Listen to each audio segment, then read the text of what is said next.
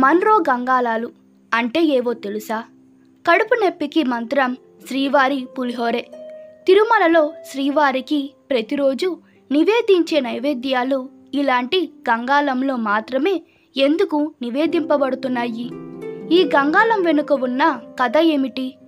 1800 ప్రాంతంలో తిరుమలలో దాదాపు శ్రీవారి కైంకర్యాలకు, నైవేద్య నివేదనకు, భక్తులకు ప్రసాదాల వితరణ కోసం ప్రముఖంగా వెదురు బుట్టలు వాడేవారు.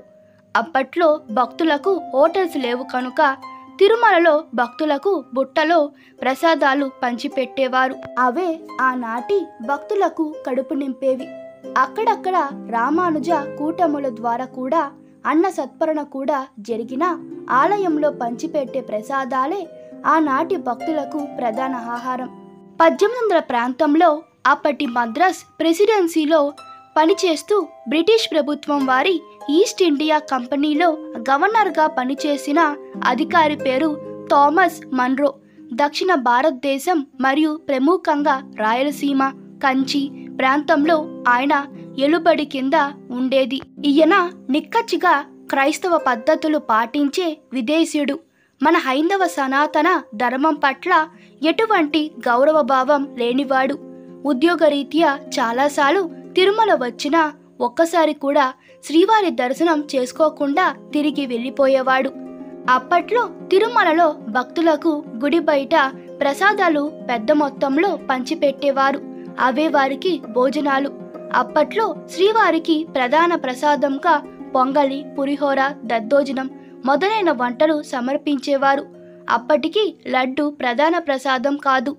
ఆ ప్రసాదాలను భక్తులు ఎంతో భక్తితో అక్కడ నేల మీద కూర్చొని నేరుగా చేతులతో తన్మయత్వంతో తినడం చూసి థామస్ మన్రోకి ఒక రకమైన అసహ్యం వేసింది.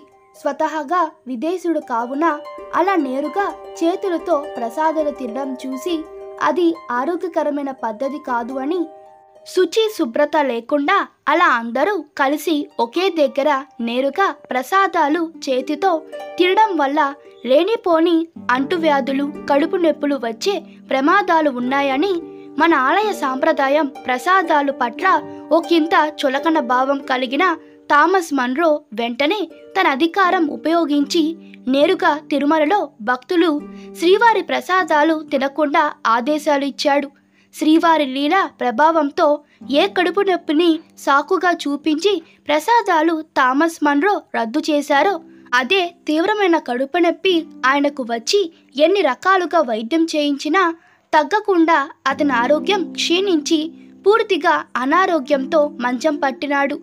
అనుకోని పరిస్థితుల్లో అతనికి మంత్రాలయం రాఘవేంద్ర స్వామి వారి మీద ఎనలేని భక్తి శ్రద్ధ గురి కుదిరింది. అతను ఆలయానికి ఎన్నో కైంకర్యాలకు ధన సహాయం చేసినా ఆయన కడుపు నొప్పి మాత్రం తగ్గక నరకయాతన అనుభవించేవాడు.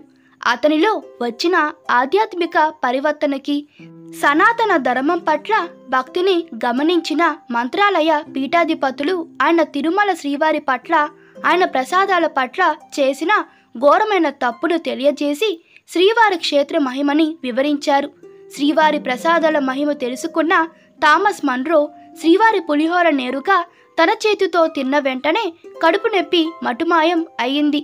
తప్పు తెలుసుకున్న థామస్ మన్రో శ్రీవారికి కైంకర్యాల కోసం, నైవేద్యాలు సత్పరణ కోసం చాలా గంగాలాలు సమర్పించాడు.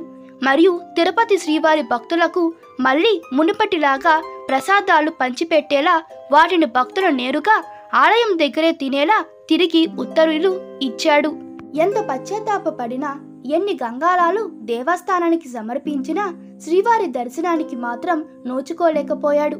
మనోవ్యాధితో మంచం పట్టి నేరుగా నీ సేవలో పాల్గొనే అదృష్టం లేదా స్వామి అని ఎన్నో విధాల శ్రీవారిని ప్రార్థిస్తూ 1827లో ప్రాణం వదిలాడు.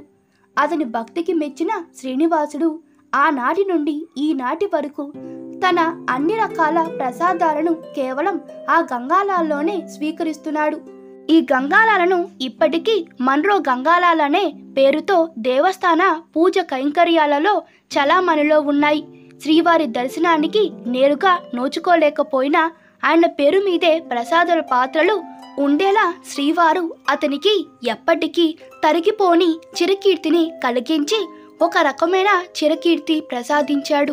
తెలుసుకోవాలన్న శ్రద్ధ, భక్తి ఉండాలే గాని తిరుమలలో పరమాత్మ గురించే కాదు, ఆ పరమాత్మునికి నివేదించే ప్రసాదాల్లోనే కాక ఆ ప్రసాదాల పాత్ర వెనుక కూడా ఎంతో విలువైన ఆధ్యాత్మిక మహిమలు, శ్రీవారి లీలలు, చరిత్ర కలదు.